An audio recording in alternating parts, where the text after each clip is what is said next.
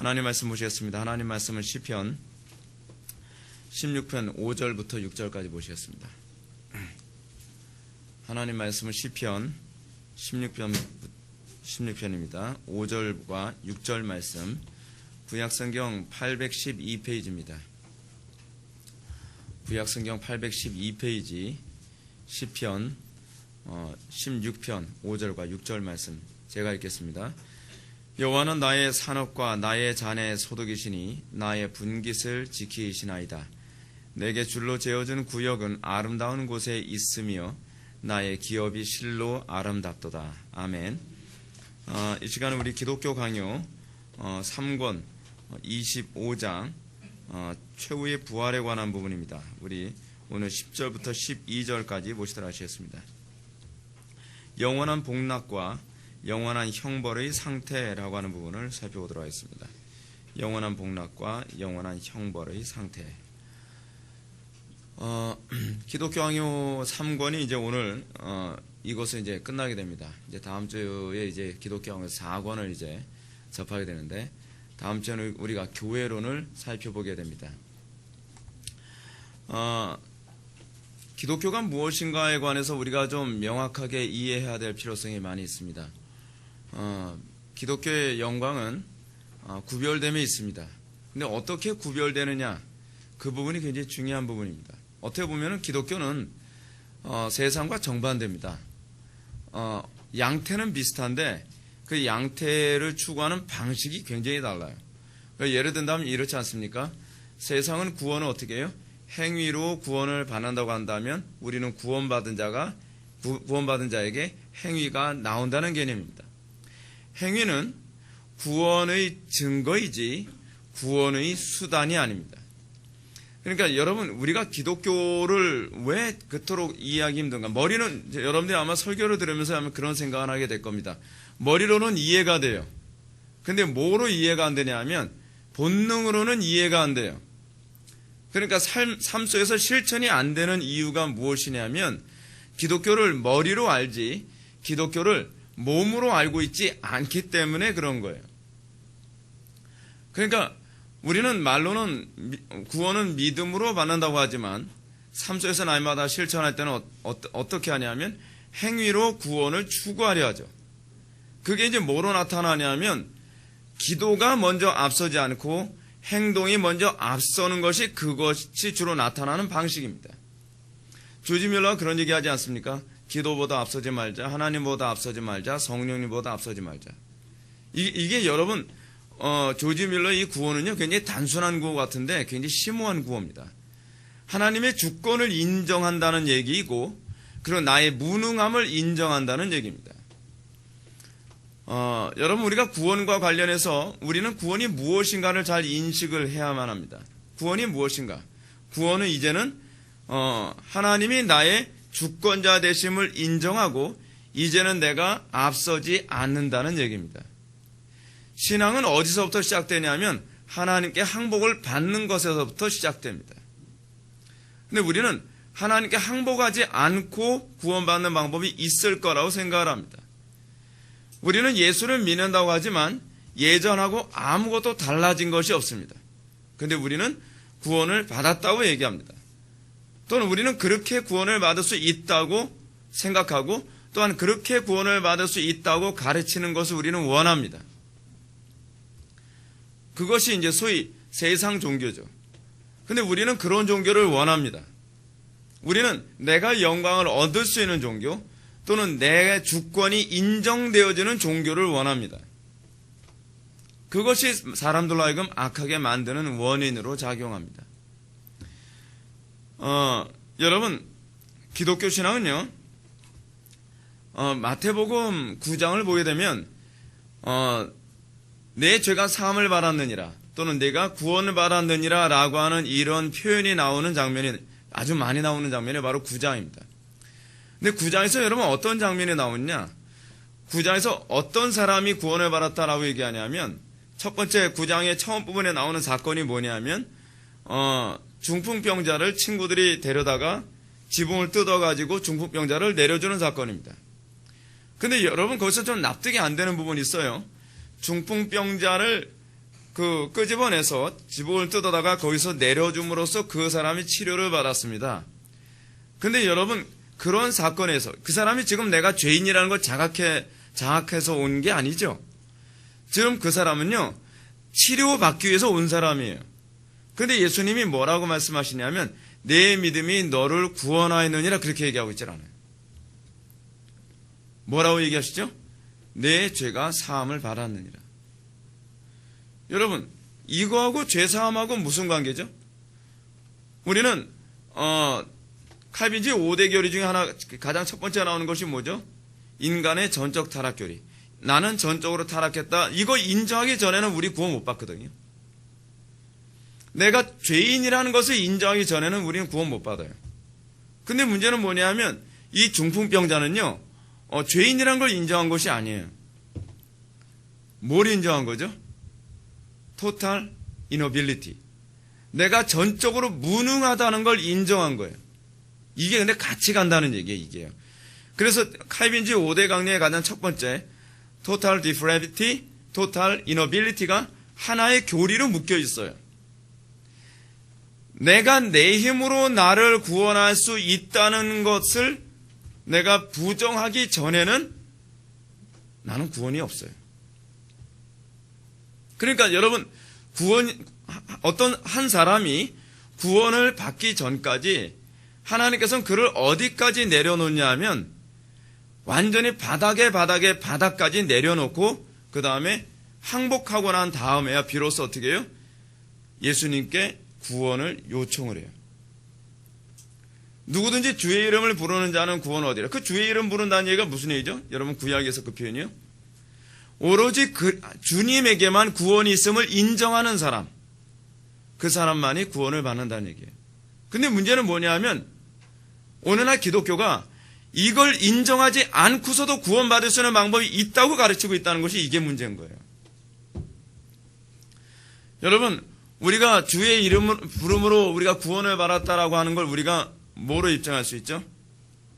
자, 기독교 신앙은 이렇습니다. 우리는 지금 최후의 복락의 상태, 영원한 복락의 상태 또는 영원한 심판의 상태에 관해서 우리가 살펴보는데, 이 복락의 상태나 심판의 상태에 가게 되어지는 자들을 우리는 이미 알 수가 있어요. 어떻게 알 수 있죠? 이 땅에서의 삶이 영원한 삶의 이 연장선상에 있기 때문에 그래요. 다윗의 일생을 바라봅시다. 다윗의 일생은 어떤 인생이었죠? 모든 구원이 하나님께만 있다는 것을 인정하는 삶을 살았던 사람입니다. 그래서 그는 모든 문제, 전쟁이 일어나거나 삶의 여러 가지 모든 문제가 일어날 때마다 그에게 나타났던 것은 자기 삶의 문제를 자기 힘으로 해결하려고 애쓴 것이 아니라 하나님께 무릎 꿇고 하나님의 능력만을 의지했다는 것이 다윗의 신앙의 위대함이에요. 그것 통해서 우리는 뭘 알 수 있죠? 아, 그가 진짜 구원받은 사람이구나라는 걸 알 수 있죠. 근데 우리는 진솔하게 하나님께 무릎 꿇어본 적이 없다는 게 문제예요. 여러분, 오늘날 한국교회의 신앙이 과거 초대교회 신앙보다 굉장히 저급한 이유가 뭔지 아십니까? 지식의 부족 때문이 아니에요. 항복을 안 해요. 하나님께. 하나님께 항복한 것에서부터 신앙이 거기서 시작되거든요. 하나님께 항복하는 것부터 시작된 신앙은 매사의 모든 영역에서 하나님께서는 그에게 항복을 받아내요. 찬송가 가사에서도 뭐가 나옵니까? 천부여 의지없어서 손들고 갑니다. 우리가 예수님을 영접할 때는요, 내 자존심 세울 거 다 세우고, 내 그 어떤 능력, 내 영광 다 가지고서 하나도 손해보지 않고, 그리고 하나도 부인하지 않고, 그러면서 우리는 예수님을 영접할 수가 없어요. 여러분, 예수님께서 바리새인들이나 서기관들이나 사두개인들을 향해서 뭐라 얘기하죠? 너희들보다 누가 먼저 하나님 나라에 먼저 들어가고 있다? 세리와 창기들이 먼저 하나님 나라에 먼저 들어가고 있다. 왜죠? 여러분, 이 케이스가 어디서 먼저 나오냐면 우리나라에서도 그랬어요. 우리나라에서도 여러분 누가 복음을 먼저 받아들였죠? 노비들, 그렇죠? 그리고 백정들, 천대받는 사람들, 사회적으로 무능하다고 생각하는 사람들, 이런 사람들이 먼저 하나님 나라에 먼저 들어갔죠. 양반들, 소위 지식층들, 그 사람들은 하나님 나라에 나중에 들어갔죠. 그래서 한국 초대교회 당시에 어떤 일이 벌어졌죠? 제가 언젠가도 제가 한국 초대교회 때 일어났던 책 내용을 제가 얘기하면서 그런 말씀드렸죠. 한국 초대교회 당시에는 먼저 노비들이나 그렇지 않으면 종들, 그렇지 않은 백정들이 먼저 예수님을 영접했어요. 그래서 예배당에 들어가면 주로 어떤 사람들이 많이 있죠? 소리 세리와 창기 같은 사람들이 예배당 안에 바글바글했어요. 그럼 여러분 좀 지식층들, 그렇지 않으면은 좀 양반들, 뭐 몰락한 양반이든 어쨌든 양반들도 자존심은 있죠. 양반이라고 하는 그런 자존심. 그 자존심 가지고 예배당에 들어갈 수 있을까요? 자기가 예배당에 들어갔더니 자기 그 집에 있는 그 머슴이 거기서는 장로인 거예요. 그 머슴이 안수 집사인 거예요. 근데 자기는 뭐죠? 자기는 평신도로 온 거예요. 여러분, 신앙생활 적응할 수 있겠습니까? 인간적인 생각으로는 적응 못합니다. 그래서 한국 초대교회 당시에 무슨 일이 벌어졌냐면 양반들이 모이는 예배당과 상놈들이 모이는 예배당 따로 만들자, 이런 얘기까지 나왔습니다. 굉장히 갈등이 심했어요. 굉장히 갈등이 심했죠. 납득이 가죠. 납득이 갑니다. 근데 거기서 사람들이 복음을 통해서 깨어지기 시작합니다. 예수님을 영접하기 시작합니다.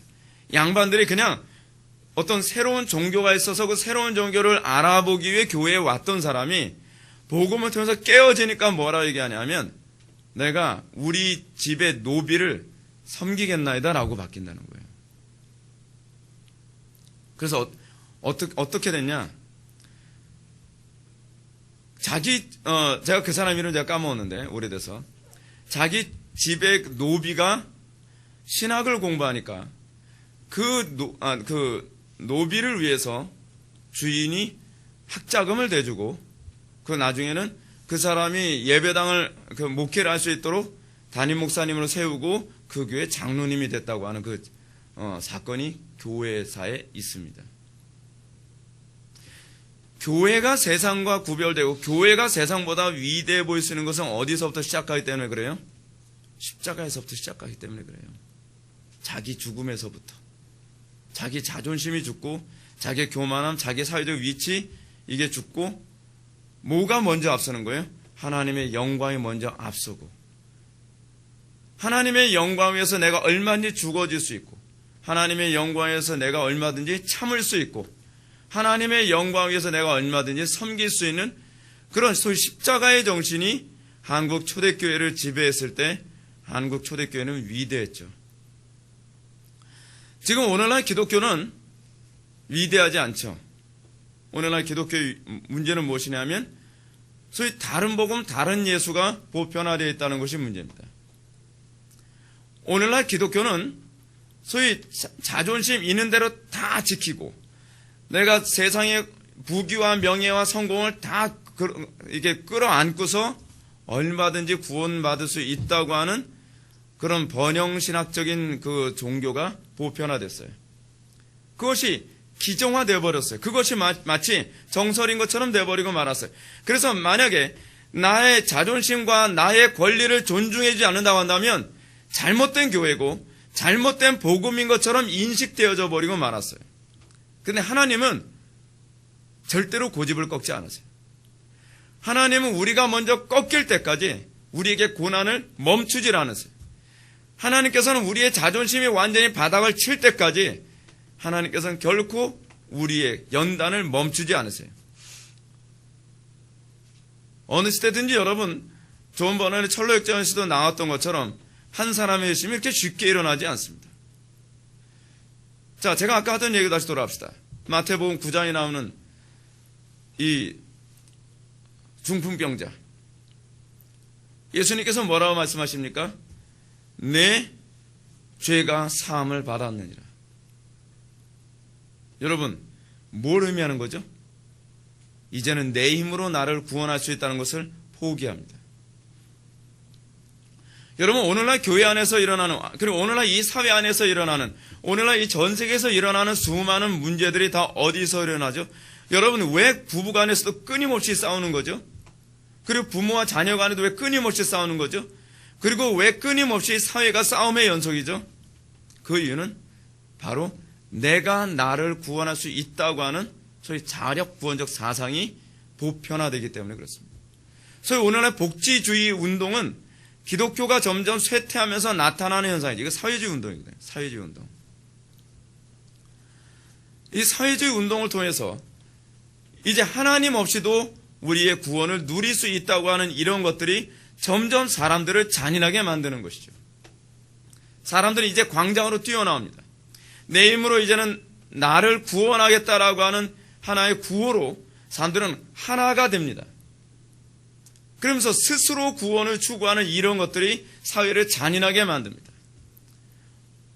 여러분, 결혼해본 사람들 다들 아시겠지만 결혼 생활하면서 끊임없는 수많은 다툼이 일어나는 이유가 어디 있죠? 내가 저 인간을 고쳐보겠다고 하는 것이죠. 내가 저 사람을 바꿔보겠다고 하는 거예요. 내 힘으로 내 가정의 구원을 내가 이뤄보겠다고 하는 거예요. 하나님께서 우리에게 끊임없이 몰려고 하죠. 그래, 네가 네 힘으로 얼마나 구원을 이룰 수 있는지 볼까? 오늘날 전 세계는 스스로 자기의 힘으로 구원을 이룰 수 있다고 하는 이 사상을 통해서 세상은 점점 멸망해가고 있습니다.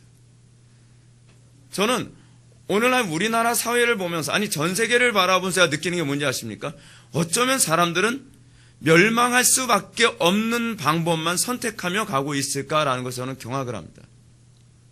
그죠? 죄 문제를 해결하면서 사회 문제를 해결하겠다는 것이 아니라 죄를 수용하면서 사회 문제를 해결하겠다고 하죠. 뭐죠? 다 우리의 힘으로 뭔가 구원을 이루어보겠다는 방식이 다 그거예요. 여러분, 우리의 힘으로 구원을 이루어보겠다라고 하는 방법은 두 가지로 나올 수밖에 없어요. 하나는 공격이고 하나는 뭐죠? 그러니까 하나는 파괴고 하나는 죄에 대한 수용이에요. 근데 하나님은 죄를 수용하지 않으면서 이 세상을 바꿀 수 있는 유일하신 분이에요. 근데 우린 그걸 인정하지 않죠.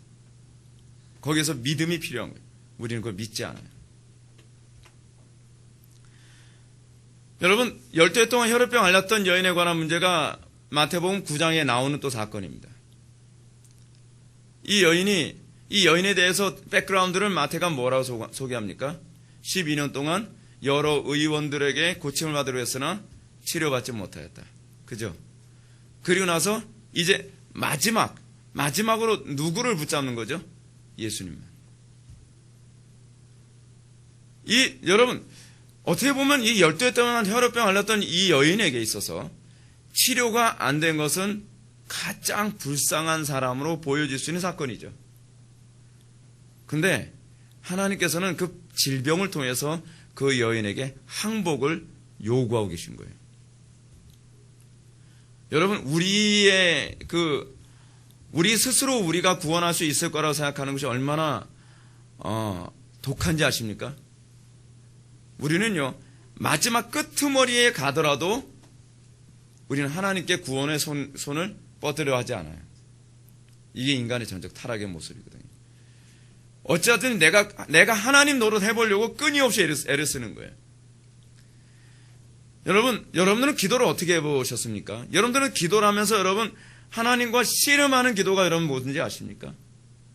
그거를 잘 보여주는 것이 10대 동안 혈우병 앓았던 여인 사건이고, 그리고 이 중풍병자 사건이기도 합니다.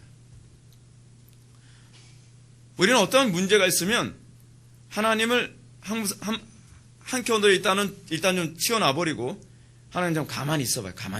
내가 알아서 한다니까요. 그래서 우리는 우리의 힘으로 뭔가 하려고 하면서 문제를 더 크게 만들어버리고 맙니다. 근데 이제 문제가 여기 있어요.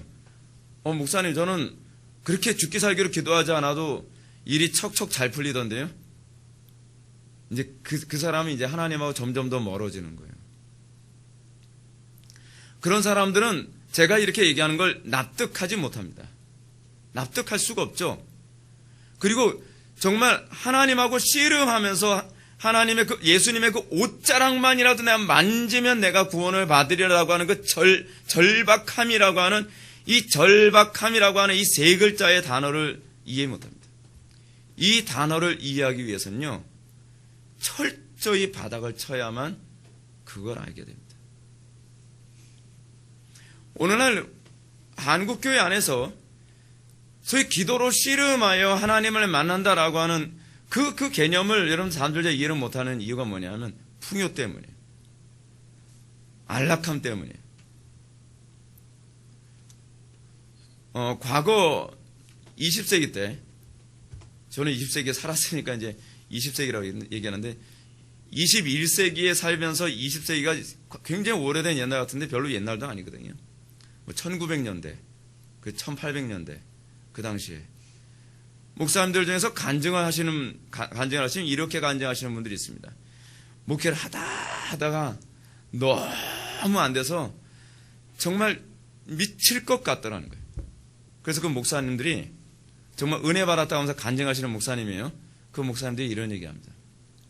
그냥 기도원 올라가서 죽을 각오하고 그냥 기도원에 올라가 버렸다는 거예요. 저는 그런 얘기 들을 때마다 야, 기도원 안 하길 잘했다. 기도원 하면 요즘 시체 칠 일 많을 게 아니에요. 그죠? 근데 그런 각오하고 죽을 각오하고 매달려요. 죽을 각오하고. 그냥 너무 절망적이니까 기도원에서 내려와 봐야 달라질 게 없고 아무런 소망이 없으니까 가족들한테는 나 안 내려오면 나 죽은 줄 알아. 여러분 그 정도면 어느 정도로 절박한지 알겠죠? 그러면서 매달리는 거예요. 그러면서 여러분 20세기 당시에 한국교회 목사님들 중에서는 목이 맛이 가는 목사님들이 굉장히 많아요. 근데 그게 신령해 보이려고가 아니라 너무 절박한 나머지, 그래서 그 당시에 나왔던 얘기가 있어요. 나무 뿌리 한두 개는 뽑아야 응답이 온다고요. 근데 이거를 잘못 이해한 신학생들은 뽑을 수 있을 만한 나무를 찾아다녀요. 뽑을 수 있을 만한 나무를 찾아다니는 얘기가 아니에요. 내가 주님 못 만나면 나 내려가지 않겠습니다. 근데 문제는 뭐냐면 제가 이렇게 얘기한다고 해서 여러분 이렇게 기도 못해요. 제가 이런 얘기를 하는 건 여러분한테 참조가 되라고 얘기하는 것 뿐이죠. 분명한 사실은 우리가 하나님 만나는 거, 여러분 전능자 만나는 거 그렇게 쉬운 거 아닙니다. 구원이요? 기분 좋게 설교 한 편 듣고 구원을 받는다? 여러분 스펄전이 그렇게 구원받았습니까? 여러분 왜 설교자들이 어느 시대든지 한 사람의 회심을 독려하기 위해서 해산의 수고를 한다고 얘기한지 아십니까? 쉽게 회심이 일어나질 않아요. 회심이 그렇게 쉽게 일어나는 거였으면요, 목회할 만해요. 회심 그렇게 쉽게 일어나지 않아요. 인간의 타락한 본성이 밑바닥에서부터 나올 만큼 꾸정물처럼 콸콸콸 쏟아져 나오고, 그러고 나서 여러분 그러다가 회심하는 경우가 태반이에요. 여러분 이기품 목사님이 어떻게 회심했다 그러죠? 이기품 목사님 선교사 돌로 때려 죽이기 일보 직전까지 하고 나서, 그리고 나서 회심한 거예요. 온갖 악이 다 드러나오고, 그리고 나서 완전히 자기 인생에서 바닥을 치고 난 다음에 하나님 이제 항복합니다. 여러분 하나님께 항복해 봤습니까? 여러분 최후의 상태, 영원한 천국에 들어가는 거 좋죠? 근데 영원한 천국에 들어가는 게 그렇게 쉽냔 말이에요. 여러분 속지 마세요. 천국 가는 거 쉽다고 얘기하는 거 다 쌩 거짓말입니다. 천국 그렇게 쉽게 갈 수 있고 기분 좋게 갈 수 있고, 여러분 자존심 하나도 안 버리고 손해 안 보고 천국 갈 수 있는 방법이 있으면 나와보라 그래요. 제가 목회를 하면서 제가 제일 안타까운 것이 무엇인지 아십니까? 교회에 와서 은혜를 받을 정도가 되려면요, 거의 우리 교회 왔을 때 폐가 망신한 수준이 되지 않는 한 은혜를 못 받아요. 뭐 폐가 망신해야 된다는 얘기가 아니에요. 무슨 말인지 여러분 아시죠? 여러분들의 심령 상태가 바닥을 친 상태. 그렇게 마음이 가난하지 않는 한 이 딱딱한 복음, 이 죄를 지적하는 이 복음, 나의 허물을 다 들춰내는 복음, 나의 자존심을 있는 대로 짓밟는 이 복음이 달콤하게 들릴 수는 없다는 거죠. 그렇지 않습니까? 그래서 예수님이 하나님이심에도 불구하고 하나님이신 예수님이 이 땅에 오셔서 복음 전했을 때 사람들이 이를 갈았던 이유가 뭐냐면 복음을 받아들이기엔 그다지 쉬운 문제가 아니었기 때문에 그렇습니다. 어떤 사람만 받아들여요? 패 죽여도 좋습니다. 내 자존심 있는 대로 밟아도 좋습니다. 나 구원만 시켜준다면 나 당신 붙들겠습니다. 그래서 마태복음 9장에서 나오는 또 하나의 인물이 있어요. 누구죠? 가나안 여인이에요. 가나안 여인. 여러분 입장을 바꿔놓고요. 여러분 가나안 여인 같은 그 입장으로 하나님께서 여러분들 취급하실 때 여러분 그래도 자존심 꺾고 주님 붙들 수 있겠습니까? 뭐 하나님이라고 하는 어떤 존재가 막 위험 있게 딱 보고 있으면 모르겠는데 그냥 평범해 보이는 사람이에요. 사람. 그 유대인 한 명이 있는데 가나안 여인이 자기 종족도 아닌 그 유대인. 근데 유대인들은 원래 이방인들을 개돼지 취급을 했잖아요. 개돼지 취급을 했어요. 그래서 이방인들하고 유대인들하고는 감정이 별로 좋지 않아요. 평소에 별로 감정이 안 좋아요. 그런데 이 여인이 유대인을 찾아왔어요. 왜 찾아왔죠? 절박했기 때문에. 그 여인은 거의 벼랑 끝에 있는 거와 다름없어요. 그리고 그 여인이 예수님께 와서 요청하지 않습니까? 주여, 내 다윗의 자손 예수여, 나를 불쌍히 여소서. 내용을 얘기하기 전에 이것부터 외치죠. 왜요? 그래야 예수님이 쳐다볼 것 같으니까. 예수님 쳐다보지도 않으시죠. 제가 여러분들한테 말씀드리잖아요. 쳐다보지 않으니까 어떻게? 계속 고래고래. 여러분 여기서 좀 느껴지는 거 없습니까? 예수 그리스도의 하나님의 은닉성. 여러분 이 은닉성이라는 부분이 이사야서에서도 나와요. 여호와 하나님께서는 우리에게 마치 아무 말씀도 안 하시는 것처럼 행하신다는 거죠. 마치 유령 취급을 하는 거예요. 나를. 여러분 우리가 왜 부르짖고 기도하는 거죠? 하나님께 기도해도 하나님께서 쉽게 그렇게 응답 안 해주시거든요. 하나님께서 나를 불쌍히 여기지 않으시는 것 같아요. 근데 그럴 때 우리 어떻게 합니까? 기도해도 소용없나 봐. 뭘 얘기하는 거죠? 아직 덜 가난한 거죠. 덜 가난한 거예요. 가나안은 어떻게 기도합니까? 다윗의 자손 예수여 나를 불쌍히 여기소서. 불쌍히 여기소서. 반응을 안 하는 것도 힘든데 반응을 안 하는 것이 아니라 예수님의 제자들이 욕을 하기 시작합니다. 시끄럽다고요. 이방 여자니까 또 얼마나 무시하면서 그랬겠어요. 그죠? 그러니까 비로소 예수님의 제자들이 하도 악다구니 쓰니까 예수님의 제자들이 그러지 않습니까? 주여 저 여자가 너무 떠드는데 저 여자 좀 돌려보내소서. 그러니까 예수님이 그 여자를 여러분 본문에 보면 그래요. 그 여자를 향해서 쳐다보지도 않고 제자를 향해서 하는 소리입니다. 자네 떡을 취해서 개에게 줌이 마땅치 아니하도다. 여러분 기분 되게 나쁘지 않겠습니까? 하나님께서 왜 그토록 우리의 자존심을 밟아놓으실까요? 구원이 그렇게 쉬운 문제가 아니기 때문에 그래요. 구원이 그렇게 마음 편하게 받는 게 아니에요. 구원이 그렇게 내 자존심 세울 거 다 세우고 내 만족할 거 다 만족해가면서 그렇게 쉽게 구원받을 수 있는 게 아니기 때문에 그래요. 그러니까 이 여자가 그 대화 사이에 껴들지 않습니까? 주여 올소이다마는 걔도 그 밥상에서 떨어진 빵 부스러기 주워 먹습니다. 저 그거라도 주워 먹겠습니다. 저 개로 취급해도 좋으니까 나를 구원해 주소서. 여러분 그렇게 구원을 받는 거예요. 그렇게 구원을 받는 거예요. 여러분 자존심, 여러분들의 감정, 성질 하나도 죽지 않고 여러분 예수님 영접하고 구원받고 은혜 받을 수 있을 거라고 생각합니까? 죄송한 얘기인데 그렇게 은혜 받은 사람이 없어요. 오늘날 왜 한국교회가 구원의 확신 가진 사람들은 많은데 한국교회는 왜 자꾸 아수라장인지 아십니까? 그런 식으로 구원이 가능하다고 가르쳤기 때문에 그래요. 다 살아있어요. 다 생짜배기거든요. 다 생짜배기. 다 살아있어요. 다 살아있어요. 근데 구원은 어떻게 받는 거죠? 구원은요? 로마서 6장 말씀처럼 내 정과 육을 십자가에 못 박히는 거예요. 죽고 나서 옛사람은 죽고 새 사람으로 다시 태어나는 거예요. 그렇게 구원을 받는 거예요. 그렇게.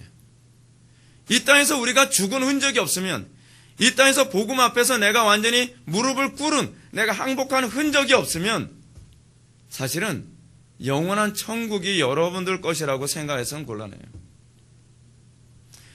여러분들이 구원받음과 관련해서 여러분들의 관심을 가져야 될 것이 뭐냐면, 예수님만이 나의 유일한 안식처라는 그 인식을 여러분들이 가지고 있느냐에 관한 문제예요.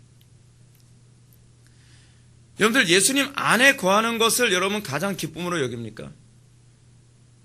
오늘도 제가 주나에게 및 내가 평안히 쉬네, 십자가 그늘 안에 나 쉬기 원하네, 좀 묵상을 해봤습니다. 십자가 그늘, 십자가가 어떻게 그늘이 될까? 십자가가 어떻게 그늘이 되죠? 내가 죽어야만 비로소 그리스도께서 나의 구원자 되심을 맛볼 수 있기 때문에 그래요. 근데 우린 죽지 않아요. 우린 죽지 않고서 부활을 기대해요. 오늘 칼빈의 기독교 강의에서 얘기하는 게 뭡니까? 그러나 사망을 삼키고 승리할 것이라는 예언이 그때 가서야 비로소 성취될 것이다. 이게 무슨 얘기입니까? 사망아, 너 쏘는 것이 어디 있느냐? 그거 아닙니까? 사망이 생명에게 삼킨 바 되리라. 그건 이미 시작되어져야 돼요. 여러분, 오늘날 우리나라 사회 어떻습니까? 요란하죠? 시끄럽죠? 왜 이렇게 나라가 시끄럽죠? 왜 이렇게 나라가 난리죠? 여러분 잘 생각해 보세요. 과거에도 우리나라가 가난하고 헐벗고 그럴 때도 이렇게 시끄러웠었나요? 웬만하면 다 만족했죠. 만족하고 살았어요. 근데 우리나라 사회 좀 전반적인 문제는 뭐냐면 사람들이 다 너무나 다 살아있어요. 다 기고만장해요. 저는 앞으로 그런 생각이 들어요. 앞으로 목회하기 더 힘들 것이다. 더 힘들 거예요. 왜냐하면 요즘 우리나라 사람들 그렇지 않습니까?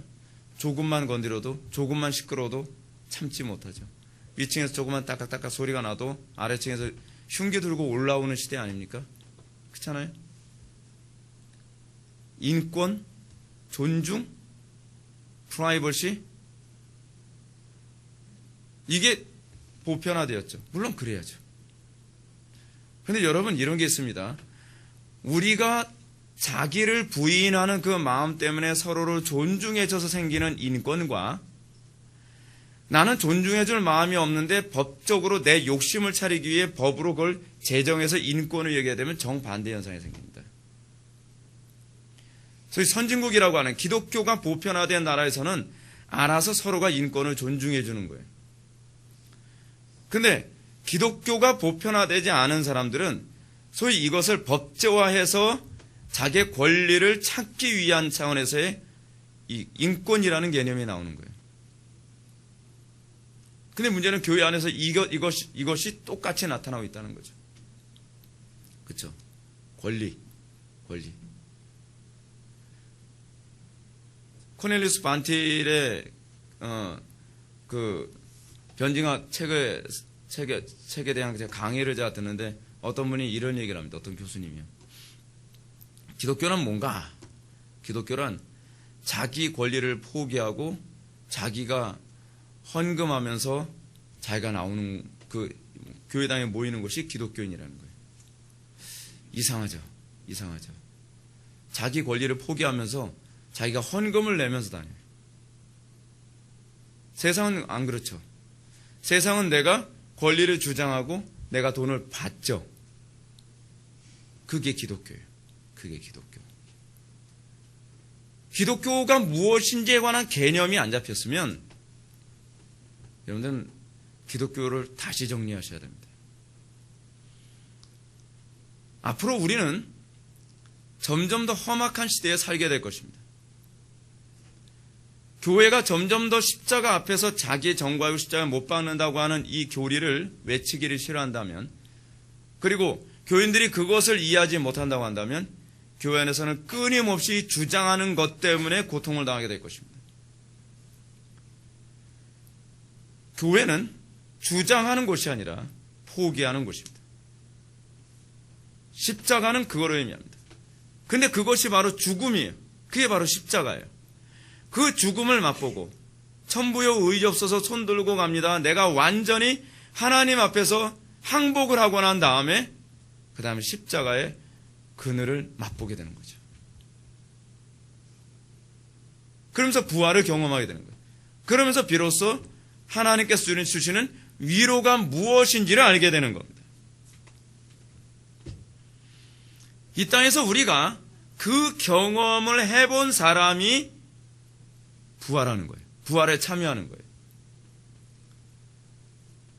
여러분, 우리가 십자가 없이도 부활에 참여할 수 있다고 얘기한다면 목회는 정말 쉬울 겁니다.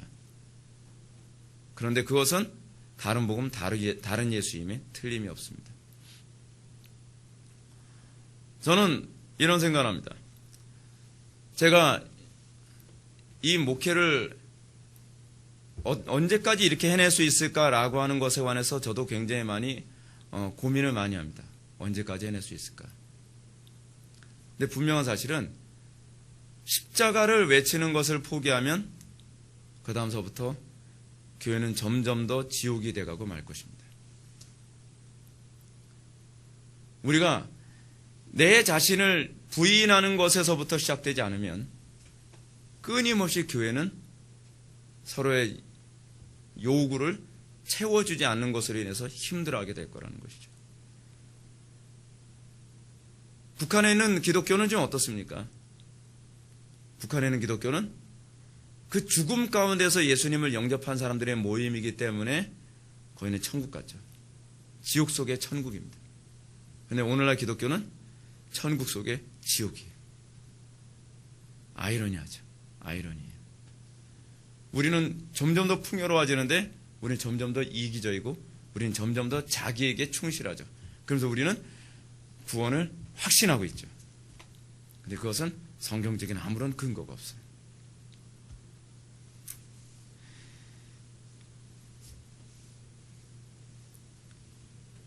(623페이지) 가운데 패러그래프 보시기 바랍니다. 아브라함아, 나는 너의 지극히 큰 상급이니라. 다윗의 진술도 이와 일치한다. 여호와는 나의 산업이시니 나의 기업이 실로 아름답다. 또 다른 구절에서도 이렇게 말한다. 나는 주의 형상으로 만족하리이다. 여러분, 기독교는 과연 무엇일까요? 어떤 사람이 과연 영원한 복락 가운데 들어갈 수 있을까요? 해석하기도 나는 여호와로 만족하겠다. 나는 여호와의 형상으로 만족하겠다라고 하는 것이죠. 매튜 미드가 쓴 유사 그리스도인이라는 책이 있죠. 유사 그리스도인. Almost Christian. 그러니까 유사 그리스도인이라고 번역했는데 사실은 이걸 직역하게 되면 거의 그리스도인의 영역에 가까운 그리스도인이죠. 근데 Almost Christian 보게 되면은 너무나 그리스도인 같아요. 너무나 그리스도인 같아요. 근데 청교도들은 그 상태도 그리스도인이 아니다라고 하는 아주 더 선명하고 미세한 선으로 자기 자신의 신앙을 점검하도록 합니다. 근데 오늘날 우리는 거의 유사하지도 않은데도 불구하고 그래도 우리는 기독교인일 수 있다고 얘기하는 시대에 우리가 살고 있습니다. 전 세계적으로 그렇죠. 전 세계적으로요. 여러분들 유사 그리스도인 보면은요, 이 정도 수준도 그리스도인이 아니라고 얘기한다면 나는 과연 그리스도인일까라고 하는 것에 대해서 심각하게 고민하게 되거든요. 근데 우리는 유사하지도 않은 수준임에도 불구하고 오늘날 이 시대는 어떻게 해요? 나를 그리스도인으로 인정해주지 않는 것에 대한 대단한 반발감이 심하죠. 이거는 우리나라만의 문제가 아니에요. 전 세계가 그래요.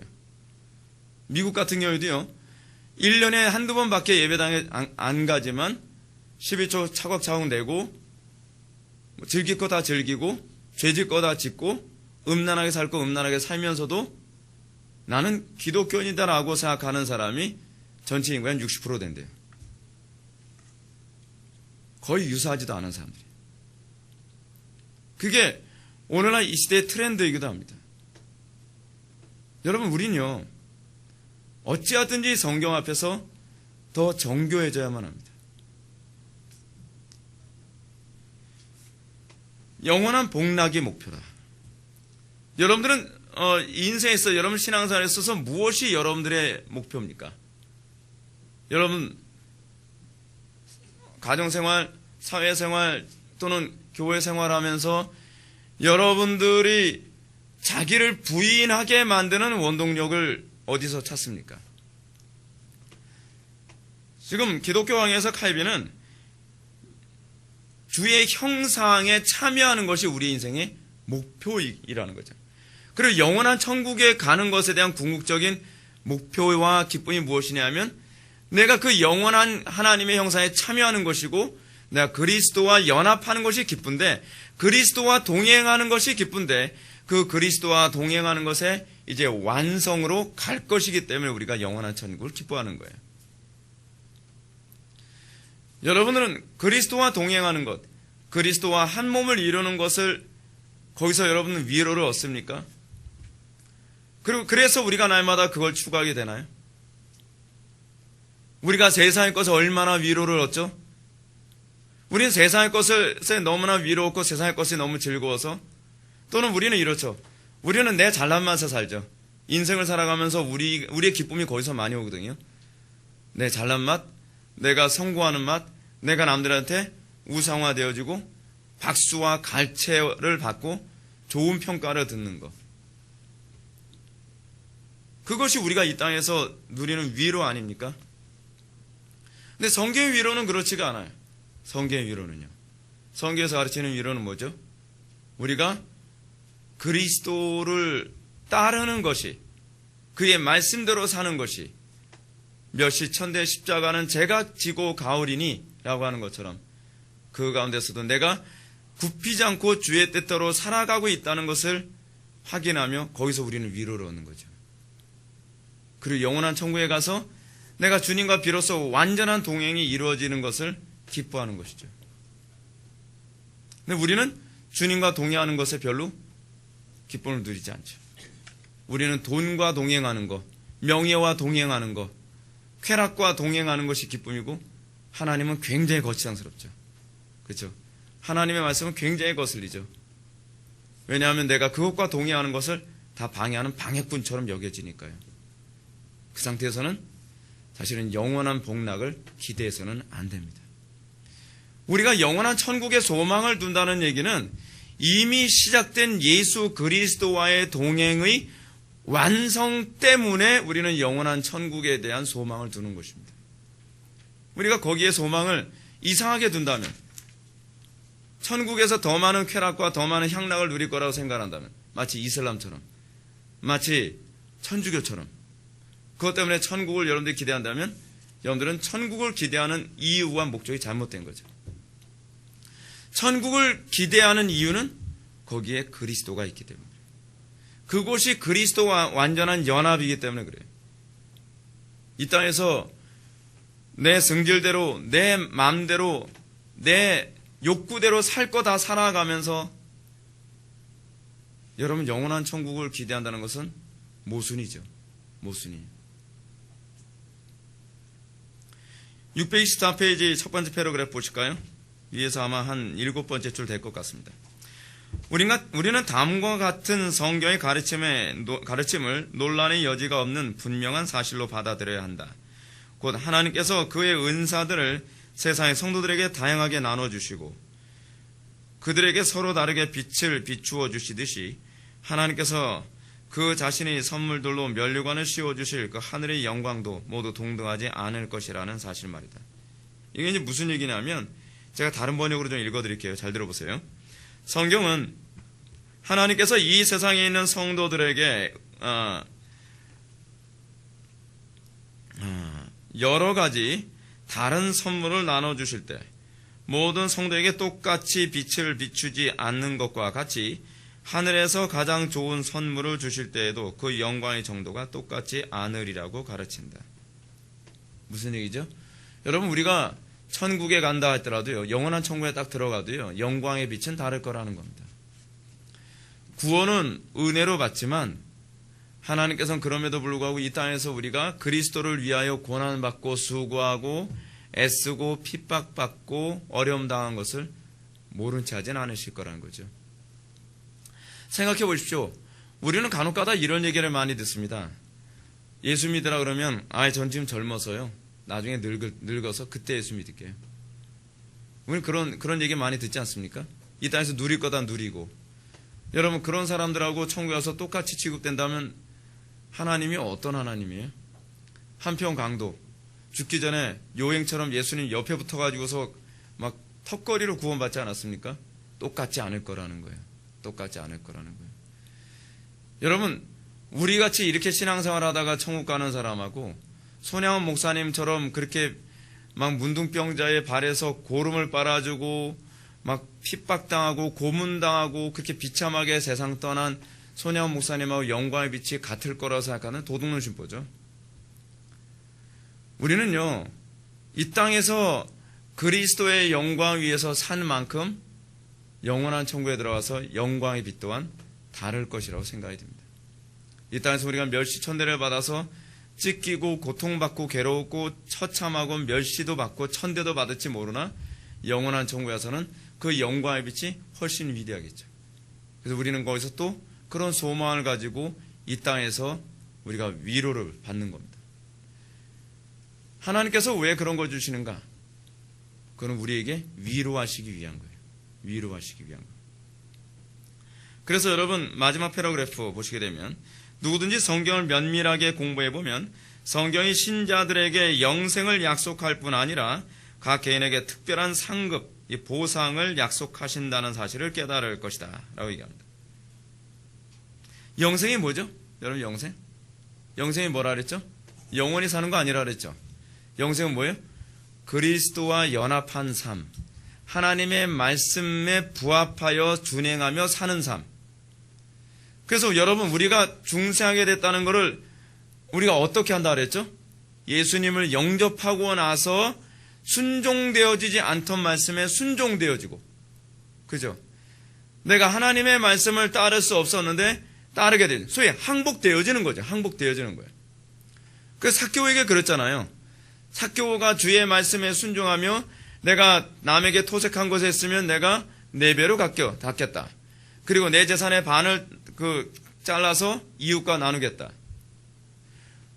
여러분 삭개오에게서 이건 불가능한 거죠. 그 신명기 율법 지키겠다는 얘기거든요. 근데 그 선언을 듣고 나서 예수님이 뭐라고 말씀하시죠? 비로소요?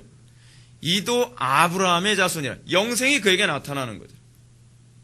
문제는 뭐냐면 영생이라는 단어를 우리는 너무 단순하게 생각하죠. 피상적이고 옛적 삶을 그대로 계속 살아가고 하나님의 말씀 앞에 철저히 내가 죽어진 거죠. 삭개오는요. 말씀 앞에 철저히 자기가 부인된 거 아닙니까? 부인하는 신용을 한 게 아니에요, 여러분. 완전히 그 말씀에 부합해졌죠. 우리는 많은 사람들이 하나님 말씀대로 한 80%, 90% 정도 순종하는 것까지 가다가 중도에 포기하는 경향이 굉장히 많이 있습니다. 여러분 삭개오 사건이 누가복음 19장인가 나오는데 그 이전에 어떤 사건이 나오냐면 아마 16장인가 그쯤에 나오는 걸로 기억하는데 부자 청년 사건이 나오거든요. 부자 청년 사건에서 어떤 얘기가 나오죠? 이 부자 청년이야말로 정말 영생을 소유한 사람처럼 보이죠. 나 어렸을 때서부터 율법 다 지켰습니다. 근데 이 청년이 예수님께 던진 질문이 뭐죠? 영생을 얻으려면 어떻게 하렵니까? 그러니까 예수님이 주의 계명 지켜라. 율법 지켜라. 저 어렸을 때서부터 다 지켰는데요. 그럼 네가 온전코자 한다면 네 모든 재산을 팔아 이웃과 나누고 너는 나를 따르라. 불가능하죠? 불가능하죠. 근데 그 불가능한 사건을 먼저 보여주고 그 다음에 그 불가능해 보이는 사건이 삭개오 사건을 통해서 현실화되는 걸 보여주는 이게 영생이다라고 얘기해 주는 거예요.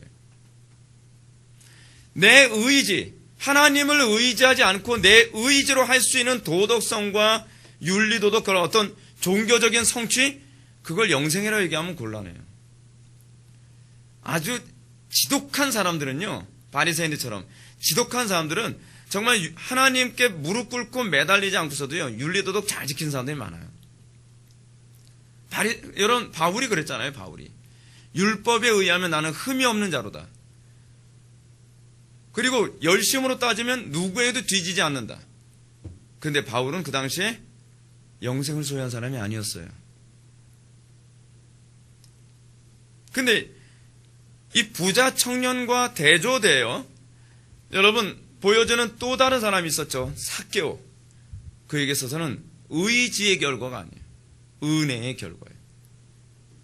그랬을 때 우리는 거기서 영생이 있음을 아는 거죠. 아, 이 사람의 속에 하나님의 생명이 들어갔구나. 그게 믿음이에요. 그게 믿음. 근데 우린 믿음을 어떻게 생각하죠? 교회만 나오면 믿음이고, 헌금만 좀 하면 믿음이고, 기도 생활만 좀 하면 믿음. 내 의지를 가지고, 여러분 그건 알미니안주의라고 얘기하잖아요. 내가 의지를 가지고 뭔가 하면 그것이 구원을 내가 받는 것이라 생각. 아니에요.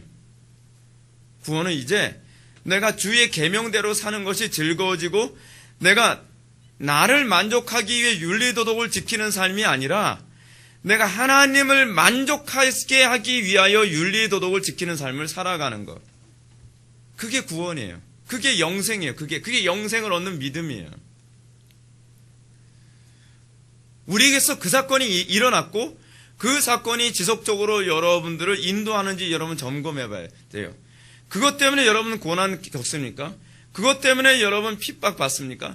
그럼에도 불구하고 그 고난과 핍박이 여러분들 알고는 끝까지 그걸 인내하게 만들고 열매를 볼 때까지 여러분들 주의 말씀을 따르게 하냔 말이에요. 그것을 우리가 계속 확인해 가면서 내 속에 성령이 임하셨다. 내 속에 영생이 있음을 그거로 알게 되는 것이죠. 근데 그건 어떤 사람에게만 나타나냐? 죽은 사람만 나타나요. 하나님의 말씀 앞에 항복된 사람. 근데 항복이 쉽게 안 된다 그랬죠? 우리는요, 목숨이 끈질겨요. 굉장히 끈질기거든요. 내 자존심이 죽었다고 생각을 했는데 어느 순간에 보면 또 튀어나오고, 내 혈기 죽었다고 생각했는데 어느 정도 보면 또 튀어나오고, 또 튀어나온다는 이 얘기는 하나님 말씀대로 끝까지 복종하지 못하게 만든다는 거죠. 근데 주의 성령이 우리 속에 들어오면 그것을 끝까지 순종해 만든다. 그래서 성경은 우리에게 뭐냐? 끝까지 순종하는 자가 구원을 얻는다는 얘기가 나오는 거예요. 순종하는 신용이 아니에요. 끝까지 순종하는 자. 그런데 문제는 일시신앙도 한두 번은 그렇게 순종하는 현상이 나타나죠. 근데 그것이 지속적으로 나타나냐에 관한 문제예요. 거기서 내가 그 생명 가운데 참여했는지를 알 수 있는 거죠.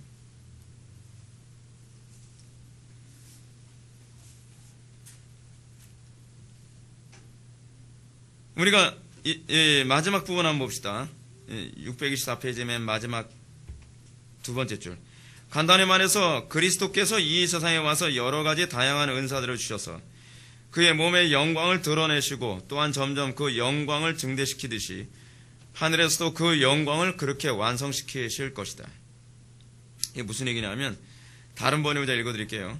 요약하면 그리스도께서는 이 세상에서 그의 몸의 영광을 각양각색의 선물로 나타내게 시작하시고 점점 그 영광을 증대시키는 것과 같이 하늘에서 그 영광을 완성하실 것이다. 이 땅에서 이미 우리에게 뭐가 나타나죠? 그리스도를 아는 향기, 그리스도를 아는 영광이 점점 증대되어져 가죠. 그건 여러분들의 의지하고 관계가 없어요. 그건 하나님의 작정과 관련을 맺고 있어요. 그리고 내 속에서 하나님을 아는 향기, 그리스도를 아는 향기, 그리스도를 아는 그 영광이 증대되어지되 이것이 영원한 천국에서 비로소 어떻게 해요? 완성되어지는 거예요. 그것을 통해서 내가 구원받았음을, 내 속에 영생이 있음을 아는 것이죠. 칼빈은 지금 그걸 얘기하는 겁니다. 11절. 하늘에 대한 무익한 의문들. 너무 간단합니다. 성경에 기록되지도 않은 거 가지고서 천국에 대해서 쓸데없이 알려고 들지 말라는 거예요. 천국에 갔더니 무슨 63빌딩이 있더라. 그런 거 여러분, 그게 얼마나 잘못된 건지 몰라요. 근데 문제는 뭐냐 하면 내가 기도해서 응답받았다고 이렇게 얘기하면 이게 할 말이 없어요. 할 말이. 지금 제가 아는 분이 또 은사주의에 점점 빠져들어가는 것 같아가지고 제가 좀 굉장히 마음이 안 좋은데 뭐 그 교회, 그 어느 교회를 가게 되면 그 교회 가면 그런데요. 거기 장로교회예요. 장로교회. 근데 저는 장로교회라고 보기가 좀 어려운 교회라 생각이 들어요. 사람들이 기도를 받으러 가요. 기도를 받으러 가면 두 사람이 나란히 앉아있대요. 두 사람 나란히 앉아있으면 한 사람은 성경대로 한다 그런 거예요. 한 사람은 예언하면 한쪽에서 분별해 준다는 거예요. 근데 여러분, 예언은요, 설교가 예언이에요. 여러분, 설교가. 하나님의 말씀을, 그 예언이라는 말 자체가 하나님의 말씀을 대언한다는 말이잖아요. 그 히브리어 자체가요. 그 예언이라는 단어를 자꾸 우리나라식으로 해석을 하다 보니까 자꾸 그렇게 돼버리는 거예요. 그래서 한쪽에서는 예언을 해준다 그러고 한쪽에서는 그것을 분별해준다는 거예요. 그래서 옆에서 위로해줘요. 성령님께서 그러시는데요.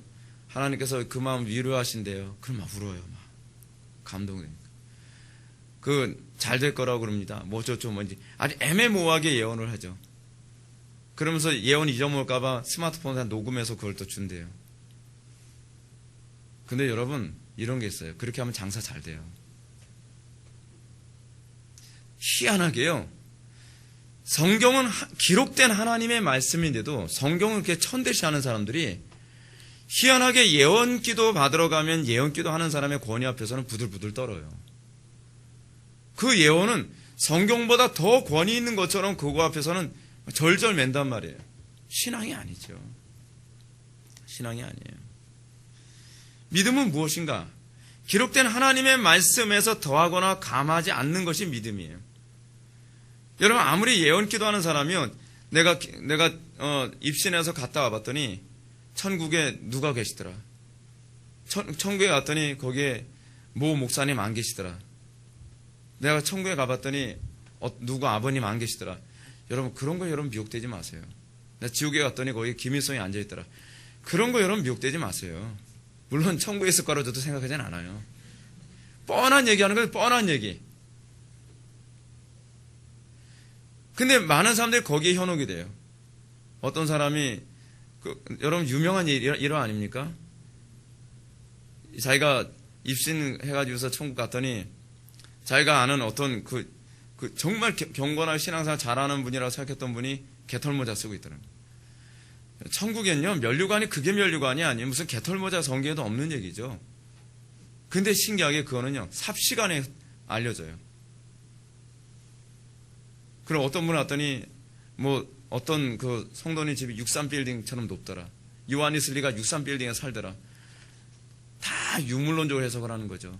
이 땅에서 누리지 못한 거 천국 가서 누린다고. 여러분, 63빌딩에 살면 뭐 하겠어요? 거기서 월세 받겠어요? 뭐 하겠어요? 63빌딩 나 혼자 쓰면 또 거기 또 귀신 나올까 무섭고 거 하잖아요? 웃기는 소리죠, 다 진짜. 근데 우리는 거기에 현혹돼요. 63빌딩. 이 땅에서는 전세방, 월세방이지만 거기서는 63빌딩 바라보면 사나이다. 그건 신앙이 아니에요. 신앙이. 그리스도 바라보고 천국을 사모해야지 63빌딩 바라보고 금면류관, 은면류관, 개털모자 쓰기 싫어서 여기서 신앙생활 열심히 한다. 그걸 신앙이라고 얘기합니까? 그거를. 우리는 왜 그리스도가 없어졌죠? 그리스도가 없어졌는데 이걸 이상하게 생각하진 않아요. 그렇잖아요? 그리고 그리스도 강조하지 않고 개털모자 강조하면 박수를 받고, 그리스도를 강조하고 오로지 그리스도 안에 있는 것을 기뻐하라 그러면 별로 사람들 반응도 별로 없고요. 문제가 많죠. 그래서 11절에서 얘기하는 게 그겁니다. 성경에도 없는 내용 가지고 천국을 자꾸 생각하지 말아요. 천국에 대해서, 그리고 천국과 지옥에 관해서 간단하게 표현한 게 있죠. 12절에 보게 되면 여러분, 지옥이 어떤 상태로 얘기합니까? 악인을 향한 하나님의 형벌의 엄중함을 사람의 언어로는 온전히 묘사할 수 없기 때문에 그들이 당할 고통과 괴로움을 물리적인 것들을 빌려 비유적으로 표현하고 있다. 사도 바울도 여러분, 신약 성경에서 유일하게 셋째 하늘 갔다 온 사람이 하나 있었죠. 사도 바울이죠. 그렇죠? 사도 바울이 고린도 후서에서 얘기하지 않습니까? 내가 셋째 하늘에 갔다 왔다. 천국 갔다 왔다는 얘기예요. 근데 사도 바울이 속편 내가 본 천국 안 썼어요. 사도 바울이 오히려 뭐라고 얘기하고 있죠? 여러분 한번 볼까요? 고린도후서 12장. 여기서 잘 보면요, 4절 보시기 바랍니다. 그가 낙원으로, 그가는 누구 얘기하는 거죠? 바울 자신을 얘기하는 거죠. 그가 낙원으로 이끌려가서 말로 표현할 수 없는 말을 들었으니 사람이 가히 이르지 못할 말이로다. 여러분, 여기서 이 말이요, 헬라어 원어의 의미는 말로 표현할 수 없는, 여러분 우리 한글 번역으로 보게 되면은 말로 표현할 수 없는 어떤 영적인 상태라서 그런가 보구나, 그렇게 하는데 헬라어 원문은 그렇게 돼 있지 않아요. 옛날에 우리 번역을 사람이 가히 이르지 못할 말이로다 이렇게 번역, 오히려 이게 더 가까워요. 헬라어 원문은 이렇게 합니다. 이렇게 돼 있어요. 사람에게 말하는 것이 허락되지 않은 것이라고 돼 있어요. NIV 성경도 그렇게 번역돼 있고요. 천국 갔다 와서 말하라는 거예요? 말하지 말라는 거예요? 말하지 말라는 거예요. 사도 바울이 그렇게 얘기했잖아요. 사람에게 말하는 것이 허락되지 않은 것. NIV 성경에 있는 사람들, 여러분 NIV 성경 보면 사람이 말하는 것이 허락되지 않은 것이라고 이렇게 되어 있어요. 천국과 지옥의 상태에 관해서 예수님도 선명하게 말씀 안 하셨어요. 그렇죠? 근데 우리는 천국에 갔더니 어때요? 내가 본 천국 해가지고 뭐 옛날에 있었어요. 펄시 콜렛이라는 사람이 자기가 천국 갔다 왔다고. 그래서 중학교 때 그거 듣고서 천국이 그런 곳이구나 했었어요. 막 갔더니 막 천사들 막 날아다니고.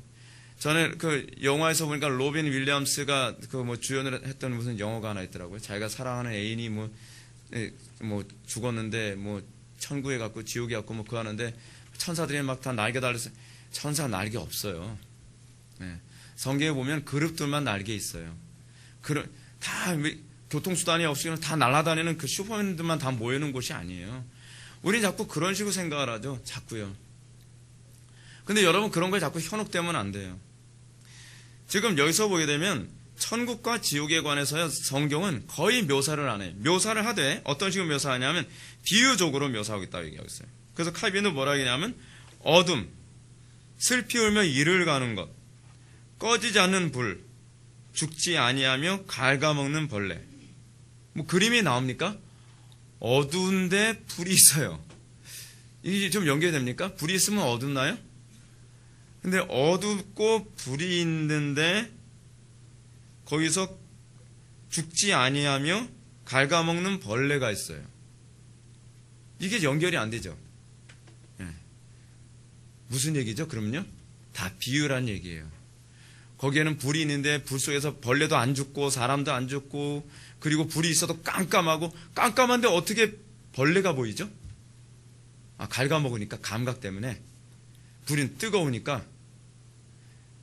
여러분, 그 개념이 아니에요. 성경에서 얘기하는 그 개념은 지옥의 어떤 특정한 상태, 끊임없이 우리를 소멸로 몰아붙이는 그런 상태들. 여러 가지 그런 부분들. 그래서 여러분, 지옥이 어떤 상태, 지옥을 한마디로 규정하면 뭐라고 얘기할 수 있죠? 여러분, 칼빈이 잘 표현했죠. 627페이지 위에서 네 번째 줄. 곧 하나님과의 교제에서 끊어진다는 것이 얼마나 비참한 것이냐 하는 것이다. 그게 지옥이에요. 그게 지옥. 하나님과의 완전한 단절. 여러분, 아담과 하와가 하나님과 교제가 단절되고 나니까 어떻죠? 신락원, 낙원을 잃어버렸죠. 여러분, 하나님과의 교제에 단절이 일어나면 일어날수록 어떤 현상이 나타나죠? 지옥이에요. 지옥. 사는 것 자체가 지옥이에요. 여러분, 돈 많다고 여러분 행복합니까? 자기가 누릴 거 다 누린다 행복합니까? 그렇지 않아요. 여러분, 부귀와 명예와 성공과 행복과 쾌락 누릴 거 다 누리던 사람이 어느 날 자살을 선택해요. 뭐가 부족해서 자살을 선택했죠? 가장 본질적인 하나님이 부족했어요. 우리는요, 인간의 존재는 은혜 없이는 살 수가 없어요. 그나마 이 땅에서 우리가 불신자나 신자들이 사는 이유를 뭐라고 하죠? 하나님께서 신자와 불신자 모두에게 하나님께서 햇빛을 주시고 비를 주시기 때문에. 무슨 표현이에요? 은혜를 주신다는 얘기죠. 이 땅에서는 그나마 아무리 강팍하고 죄악된 사람일지라도 일반 은총이라는 은혜가 있어서 그나마 사는 거예요. 근데 영원한 지옥에 가야 되면 어떻죠? 영원한 천국은 은혜로 가득하죠. 이 땅에서 우리가 조그마한 은혜를 맛봐도 어때요? 천국 같다 그러잖아요. 천국 같다 그러잖아요. 그러니까 북한에서 그 고통받는 사람들이, 성도들이 믿음을 지키는 거예요. 그 조그마한 은혜로도 그 지옥 같은 삶을 참을 수 있다는 거죠. 근데 문제는 뭐냐면 하나님의 은혜가 단절되면 여러분 그런 지옥이 없어요. 생지옥이라고 하지 않습니까? 생지옥. 하나님의 은혜가 완전히 단절되면 죽은 것 같은, 죽음보다 더 큰 고통이 몰려오는 거예요. 죽음보다 더 큰 고통. 사람이 정신이 감내할 수 없을 정도의 스트레스가 오는 거죠. 근데 문제는 뭐냐면 우리가 끊임없이 하나님의 말씀의 명령을 소멸함으로써 어떤 현상이 나타나냐? 하나님의 은혜와 점점 멀어지죠. 하나님의 은혜가 없으면 그 쾌락으로 뭔가 그 은혜 없음을 자꾸 채우려고 하거든요. 하나님의 은혜가 없으니까 다 어떻게 해요? 도박으로, 그리고 쾌락으로, 그리고 유흥으로, 세상의 것으로. 근데 어떻죠? 더 황폐해지죠. 더 황폐해지죠. 더 황폐해지죠. 점점 지옥으로 더 달려가죠. 그러니까 어떻게 해요? 그걸 더 잊어보려고 마약도 사용하고 술에도 취해보고 알코올 중독자가 되고 영혼과 육체가 철저히 하나님의 은혜 없으면 철저히 파괴되어져 가는 거예요. 근데 지옥은 어때요? 지옥은 은혜 없음이 완성이라는 거예요. 이 땅에서 이미 지옥을 무엇이 지옥인지 무엇이 천국인지 우리에게 맛을 보게 하셨죠. 성도들에게는 하나님의 은혜의 부유함 가운데 사는 것이 이게 천국이구나 라고 하는 걸 맛을 보죠. 그래서 이 땅에서 고달퍼도 기도 생활을 늦추지 않는 거예요. 그게 그나마 더 행복하니까. 근데 이 땅에서 하나님의 은혜가 점점 소멸되어지면 육신의 안락함과 편안함이 아무것도 아닌 거예요. 이러느니 내가 좀 고달퍼도 기도 생활하면 살지. 이러느니 내가 좀 고달퍼도 어려움 당하더라도 하나님 말씀에 순종하며 살지. 성도는 그래서 하나님 말씀에 순종하며 살 수밖에 없는 존재인 거예요. 우리가 은혜를 받았다고 하면서도 하나님 말씀으로 살아가는 것이 그다지 큰 즐거움이 아니다. 그건 좀 문제가 있죠. 이 땅의 성도는 괴로움이 즐거워서 살아가는 존재가 아니라 괴로움보다는 은혜가 기쁘기 때문에 살아가는 존재입니다. 사랑하는 성도 여러분, 영원한 영광의 상태, 구원의 상태, 영원한 심판의 상태를 우리가 오늘 살펴보았습니다. 그리고 우리가 오늘 3권을 이제 마쳤습니다. 우리가 이 3권 맞추면서 한 가지는 머릿속에 정리합시다. 우리가 하나님의 나라, 영원한 천국에 들어간다고 했을 때에 우리는 과연 우리 자신을 십자가에 못 박고 하나님 말씀 앞에 철저히 내가 자신을 부인하며 영생이 있음을 확인하고 있는가? 저는 여러분들에게 날마다 그거를 확인할 수 있도록 돕고 싶습니다.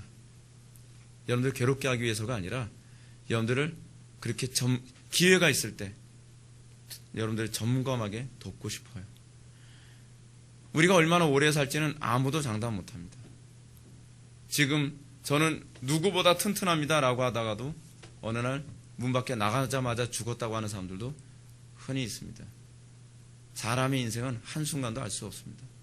매 순간순간마다 우리는 신앙을 점검해야만 합니다. 그리고 우리는 영혼을 대비하며 살아가야만 합니다.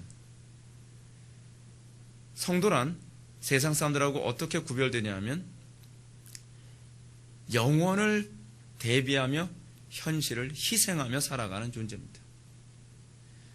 좀 현명한 사람들이 한다 하더라도 자연인들은 미래를 위해서 현실을 희생시키지 않습니까? 하다못해 우리가 영원한 나라가 있다는 거 우리가 믿는다고 한다면 노아처럼 현실을 희생하고 영혼을 준비하는 것이 정상이죠. 그렇지 않습니까? 근데 우리는 현실을 희생하지 않고 영혼을 준비한다고 말을 하고 있어요.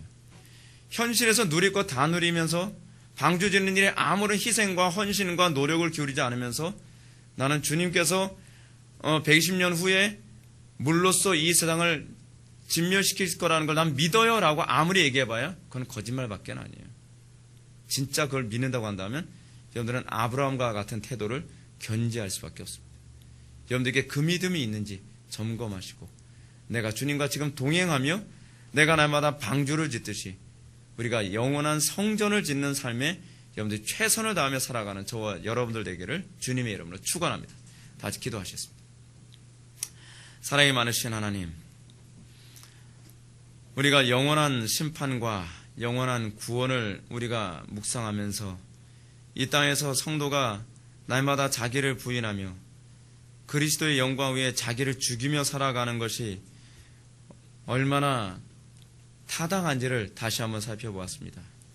우리에게 믿음을 더하여 주시고 우리가 하나님의 영광을 위하여 날마다 자신을 부인하며 사는 삶이 무엇인지를 우리가 뒤돌아보며 우리가 영생을 준비하고 대비할 줄 아는 지혜로운 성도들 될 수 있도록 은혜 베풀어 주옵소서. 예수님의 거룩하신 이름으로 기도드립니다. 아멘.